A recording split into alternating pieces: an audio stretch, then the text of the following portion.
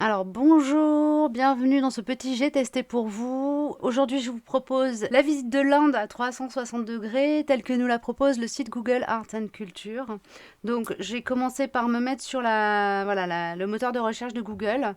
Et donc là pour retrouver facilement dans les référencements de Google le lien qui m'intéresse, je vais taper l'Inde à 360 degrés.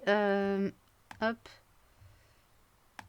art et culture et ça m'amènera sur les premiers liens qui vont s'afficher seront les liens vers le site, voilà, Google Art and Culture. C'est bien sur ce site-là qu'il faut aller, sur ce lien-là qu'il faut aller cliquer pour être directement envoyé sur la page de la vidéo dans le site Google Art and Culture. Donc là, je mets la vidéo en pause parce qu'elle démarre toute seule automatiquement. Alors ce bandeau-là, là, si on réappuie sur Play, il redisparaît automatiquement. Donc on n'est pas forcé de s'en soucier. Je vais juste demander à Google de me traduire la page de façon à pouvoir ensuite avoir des informations en français en naviguant sur le site. C'est-à-dire que là, maintenant, si je fais des recherches dans le site, je me retrouve avec des pages en français, ce qui est quand même plus confortable. Petit aparté, j'ai fait un essai pour lire cette vidéo sur mon téléphone et sur d'autres téléphones en fait. J'ai essayé sur plusieurs supports et sur téléphone portable, la qualité de l'image est nettement inférieure. Par contre, quand on bouge son téléphone, on est automatiquement sur un mode immersif, donc ça c'est sympa. Et deuxième gros bémol pour la lecture sur smartphone, impossible de lire l'audio. Donc il y a un accompagnement musical qui est très sympa sur la vidéo et on ne peut pas le lire quand on est sur un téléphone portable. Donc je ne peux que vous recommander de faire la lecture de cette vidéo depuis un ordinateur. Voilà, donc il y a quelques fonctions à connaître. Quand on est sur ordinateur, on peut circuler dans la vidéo, regarder en haut, en bas, à gauche et à droite en appuyant sur les petites flèches de ce petit pavé là. Si je décide d'agrandir l'image, eh bien voilà, cette petite pastille empêche d'aller voir en haut et en bas. Donc dans ces cas-là, on est un petit peu restreint si on n'est pas à l'aise avec la souris. Il y a une deuxième fonction qui est intéressante là qu'on peut exploiter tout de suite. C'est la fonction loop avec le petit pavé numérique. Qui doit correspondre en principe à la molette centrale de la souris, c'est-à-dire vous appuyez sur la molette centrale et vous la faites tourner dans un sens pour zoomer et tourner dans l'autre sens pour dézoomer. Voilà pour le petit encart technique. Donc là, je vais agrandir parce que moi j'ai envie de voir la vidéo et je peux très bien aisément utiliser ma souris pour me déplacer dedans.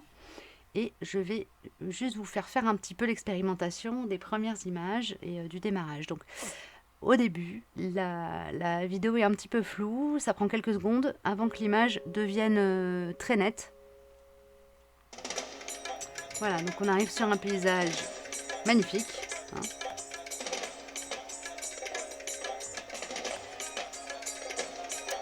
dans lequel on peut, voilà, tout à fait librement se déplacer, comme si on était, voilà, sur le bateau avec les habitants. Donc on peut zoomer et dézoomer aisément. On a une belle sensation d'immersion, on est vraiment dans l'ambiance.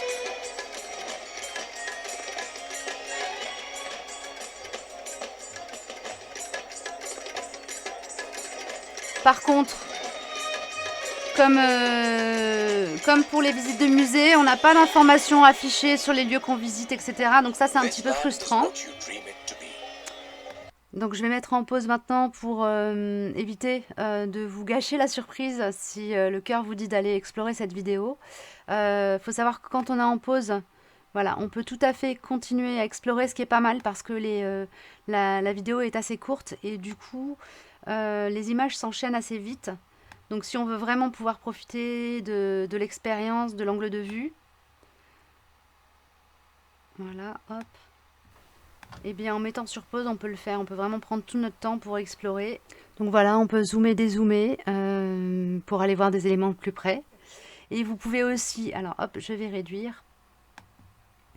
Vous pouvez aussi faire une petite recherche dans le site Google Art and Culture autour de l'Inde pour compléter le voyage. Voilà, tac. Vous mettez sur Inde et puis là, vous allez avoir tout ce qui touche aux expositions et aux lieux en lien avec l'Inde qui nous sont proposés. Alors il y a des visites virtuelles et puis il y a des choses un petit peu moins interactives, mais ça reste intéressant. C'est une ressource complémentaire si vous êtes passionné de voyage et d'art et de culture. C'est une très belle ressource. Voilà, j'ai terminé pour cette séance. Dans le prochain J'ai testé pour vous, je vous emmènerai visiter et expérimenter l'espace jeu du site Google Art and Culture.